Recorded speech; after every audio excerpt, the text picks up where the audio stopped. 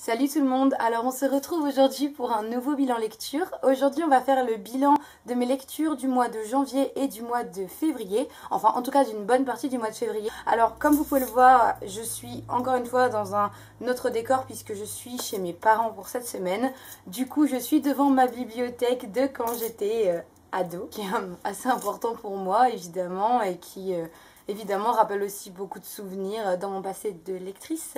Bon, bref, je vais arrêter de dire des conneries avant même de commencer la vidéo. Donc en tout cas, moi je suis super contente de vous retrouver aujourd'hui pour ce nouveau bilan lecture. C'est des vidéos que j'adore tourner. Une fois, j'ai pas mal de livres dont il faut absolument que je vous parle aujourd'hui. J'ai vraiment fait de très belles lectures durant ces 2 mois. Donc on commence tout de suite.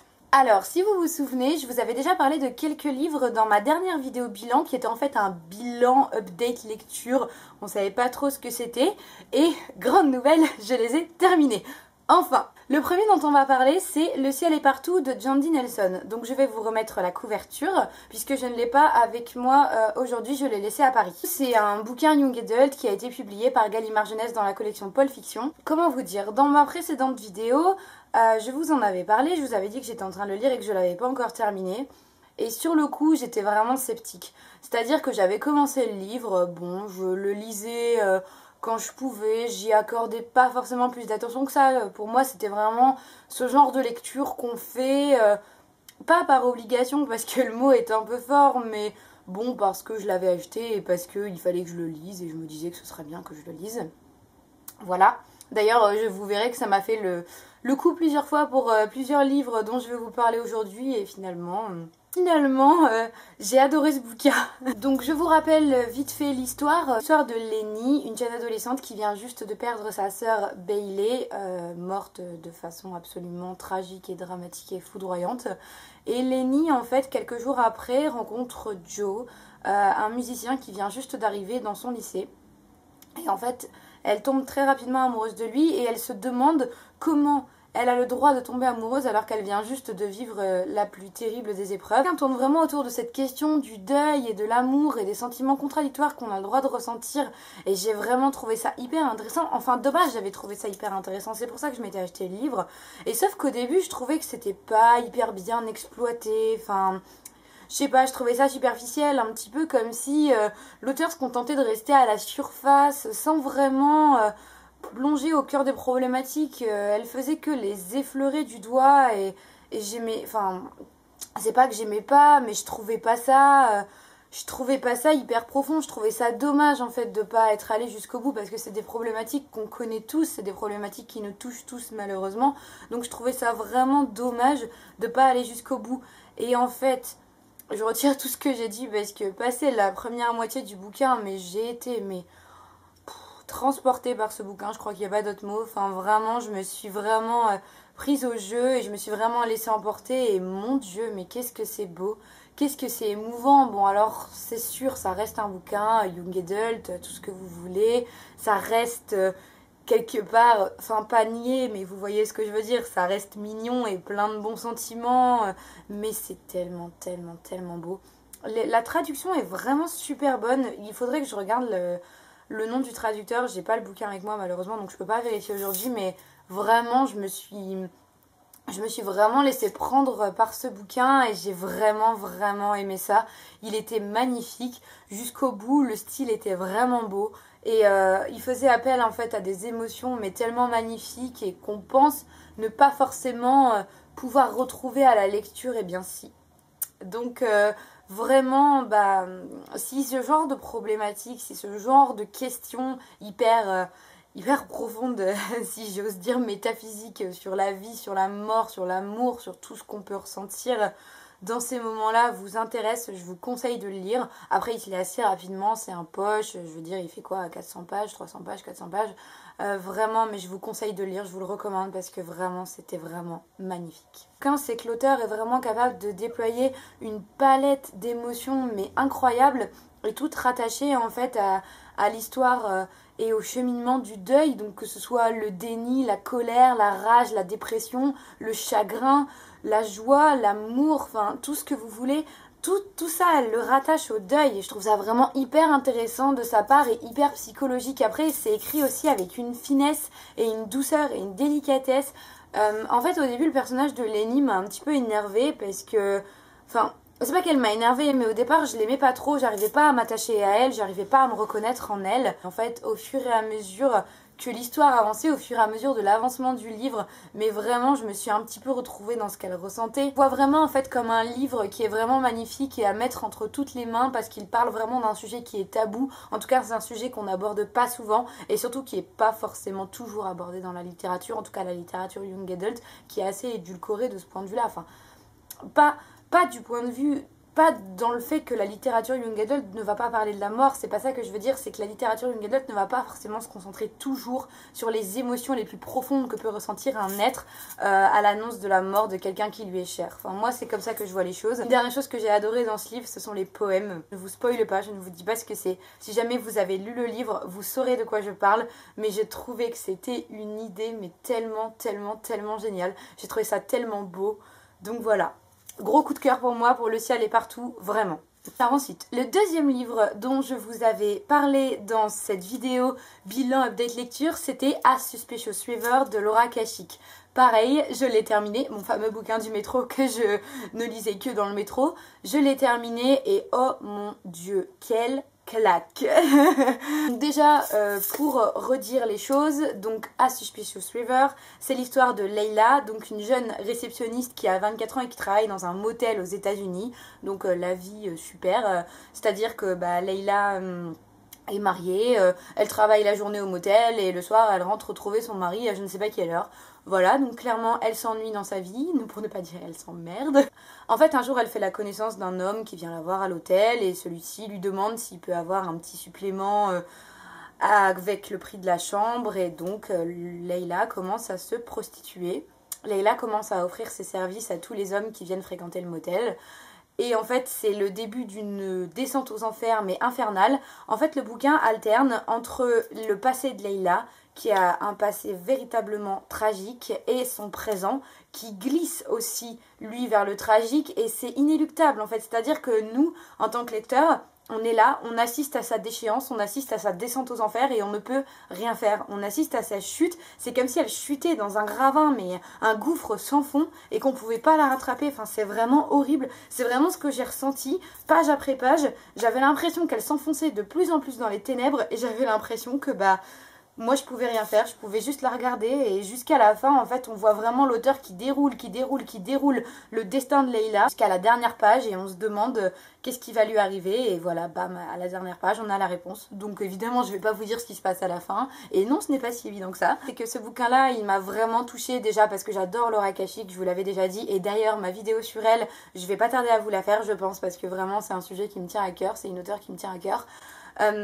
J'ai vraiment adoré, il m'a vraiment touchée parce que j'ai trouvé déjà le style magnifique, encore une fois, j'adorais lire du Laura Kasich en langue originale mais là la traduction est vraiment géniale et je pense qu'elle colle parfaitement à ce que Laura Kasich a voulu écrire en anglais. C'est tellement plein de métaphores et d'images, mais c'est des images tellement crues, tellement violentes et en même temps tellement réalistes qui font qu'elles vous prennent aux tripes et que vous avez le spectacle qui se déroule devant vos yeux et vous êtes en mode genre waouh, comment je vais gérer ça, comment je vais réussir à encaisser tout ça.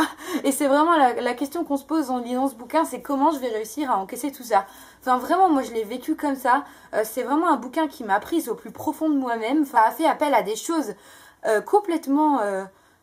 Enfin ça m'a prise vraiment au plus profond de mes tripes et vraiment j'ai vraiment adoré ce livre, tout ça parce que... c'était une histoire qui m'a bouleversée en fait. Enfin, je veux dire, l'histoire de Leila, elle est affreuse, elle est horrible, elle est tout ce que vous voulez.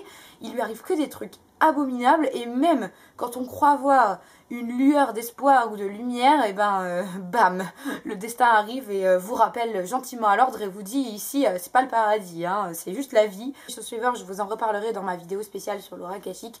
Mais en fait, ce que j'ai aussi vraiment adoré dans ce bouquin, c'est cette tension qu'il y a entre la vie tellement banal, tellement trivial, les choses, l'ennui qu'il y a dans cette ville de Suspicious River, l'ennui de la vie au motel, l'ennui de la vie de Leila avec Rick, son mari, et tout ce qui lui arrive d'un autre côté, son passé tragique, son passé qui est tellement éclaboussé de sang, de meurtre, de violence, d'horreur. Enfin, clairement, Leila, elle se définit par le sang en fait, et c'est ça que j'ai vraiment trouvé génial aussi, c'est que tout en elle est défini par le sang. Donc je vous dis pas pourquoi, parce que ce serait vous spoiler le bouquin, mais tout en elle se définit par le sang. Vous comprendrez pourquoi. Il lui arrivait des choses affreuses et il lui arrive encore des choses affreuses. En même temps, Laura Kashik ne place pas son héroïne en mode ayez pitié d'elle, elle est pathétique, elle est pathétique. Non, Laura Kashik, elle nous donne juste à voir la réalité des choses telle qu'elle est. Elle nous montre juste le destin de Layla, elle nous montre juste Layla qui avance, qui fait sa vie. Vraiment, un Suspicious River, j'ai vraiment adoré ce livre aussi. Je le vois vraiment en fait comme un récit qui est un peu gluant, qui est tellement glauque en fait, qui va vous coller à l'esprit pendant des heures après. Et franchement, quand j'ai eu terminé le livre, j'ai eu du mal à m'en remettre, si je veux dire, parce que vraiment j'ai eu du mal à m'en remettre. Je me disais, mais ça me tournait dans la tête en fait, enfin, c'était compliqué. Et c'est vraiment quelque chose, c'est vraiment un bouquin sur le désespoir à l'état pur. C'est vraiment un bouquin qui se focalise sur une autodestruction, mais vous avez jamais vu ça de votre vie. Enfin, et là, fait tout pour que chaque chose dans sa vie l'amène sur cette pente de la destruction. Donc vraiment, c'est un bouquin qui est fascinant, qui est incroyable. Mais par contre, attention à votre petit cœur sensible si vous le lisez, parce que vraiment, il y a des images qui vont vous rester dans la tête après. Bref, je vous le conseille vraiment. Moi, c'est vraiment une lecture que j'ai adorée et c'est une lecture qui est extrêmement forte pour le coup. Mais attention. Ensuite, le troisième et dernier bouquin que j'ai lu, et ça fait 2 fois que je vous en parle dans mes vidéos, une fois dans ma vidéo sur l'automne et une fois dans mon bilan update lecture, c'est La ville orpheline de Victoria Hislop, que j'ai également enfin terminé. Donc ce bouquin-là, c'est pareil. Au début, j'étais extrêmement mitigée. Pourtant, Dieu sait à quel point j'adore Victoria Hislop. D'ailleurs, je vous ai aussi promis une vidéo sur elle. C'est une auteure que j'adore parce qu'elle explore un univers que j'adore, c'est-à-dire la Grèce, l'histoire grecque. Enfin, moi, c'est quelque chose que j'adore, qui me passionne. Et en fait, ce bouquin-là, au début, j'arrivais pas à rentrer dedans. En fait, ça se passe dans les années 1970 à Chypre, à Famagouste plus précisément, qui est une station balnéaire très huppée de l'île, et où un couple très ambitieux, les Papacosta, ouvre un hôtel qui dépasse tout ce que l'île a pu connaître jusqu'alors, qui s'appelle le Sunrise. D'ailleurs, c'est le titre de l'œuvre en langue originale de Sunrise. En fait, juste après l'ouverture de cet hôtel, vont se dérouler des événements tragiques qui vont toucher Chypre. Donc, vous savez, avec toute cette problématique de la Grèce contre la Turquie, il y a eu un putsch, enfin... C'est extrêmement compliqué à expliquer et de toute façon Victoria Hislop l'explique bien mieux que moi. Je vous avoue que moi tout ce qui est contexte historique c'est pas forcément ce que je maîtrise le mieux. Il faut retenir c'est que l'île va être plongée dans un véritable chaos et séparée en deux, donc une partie grecque, une partie turque, et qu'en fait la ville orpheline va suivre l'histoire de 2 familles, une famille grecque chypriote et une famille turque chypriote qui sont voisines et qui sont à la base amies. Enfin les 2 femmes de chaque famille sont amies. Ce sont les seules familles qui vont rester dans la ville qui a été désertée après le putsch qui a plongé l'île dans le chaos dans les années 70 et en fait on va suivre leur histoire. Mais sauf que leur histoire est évidemment intrinsèquement liée à celle des Papacosta mais aussi à d'autres protagonistes qu'on a déjà croisés dans le début du livre. Moi en fait jusqu'à la première moitié du bouquin j'étais complètement sceptique, encore une fois, j'arrivais pas à me mettre dedans, je lisais mais je me forçais un petit peu pour vous dire, j'aimais pas vraiment, enfin j'arrivais pas à rentrer dans l'histoire, vraiment pas, ça me passionnait pas. Mise plus sérieusement il y a 2 semaines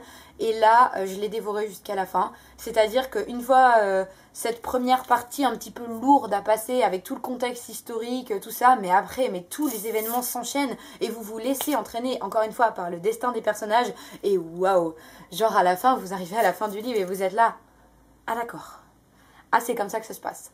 Donc clairement c'est pas mon Victoria Hislop préféré, de toute façon je vous en reparlerai aussi dans ma vidéo spéciale sur elle. Ce n'est pas mon Victoria Hislop préféré mais je l'ai quand même beaucoup aimé. J'ai encore une fois retrouvé toute la patte de cette auteure que j'adore, elle a vraiment un style, encore une fois même si c'est en traduction, hyper particulier. Elle écrit avec une précision et en même temps une douceur et une finesse que j'adore, enfin vraiment. J'aime beaucoup comment elle écrit, c'est toujours hyper précis, hyper subtil et en même temps elle fait passer beaucoup d'émotions et vraiment on arrive juste avec elle à rentrer à fond dans ses histoires et à se retrouver comme si on vivait à cette époque-là. Elle nous transporte en fait dans le passé, elle nous transporte dans des univers qu'on ne connaît pourtant absolument pas. Enfin je veux dire moi Chypre dans les années 70 c'est un truc que je connaissais pas du tout. On m'aurait dit ça, j'aurais dit ouais c'est cool, Chypre dans les années 70 ça a l'air intéressant mais voilà. Et là c'est comme si on y était. Elle nous donne à voir le spectacle, mais pas juste d'un œil extérieur, mais vraiment comme si on était dedans, même comme si on était un personnage intégrant de l'histoire. Et c'est ça que j'adore chez Victoria Slop, c'est qu'elle a vraiment ce don et cette capacité de vous transporter dans son bouquin, dans ses histoires et dans les destins des personnages qu'elle raconte. Vous avez l'impression d'être à côté d'eux pendant qu'ils vivent leur vie, pendant qu'ils déroulent le fil de leur destin. Et je trouve ça vraiment génial, quoi. Alors après, clairement, c'était hyper triste et ça a aussi suscité beaucoup d'émotions chez moi. Mais en tout cas, j'ai vraiment beaucoup aimé ce bouquin-là. Même si, encore une fois, j'ai trouvé que c'était pas son meilleur. Mais il était très bien quand même.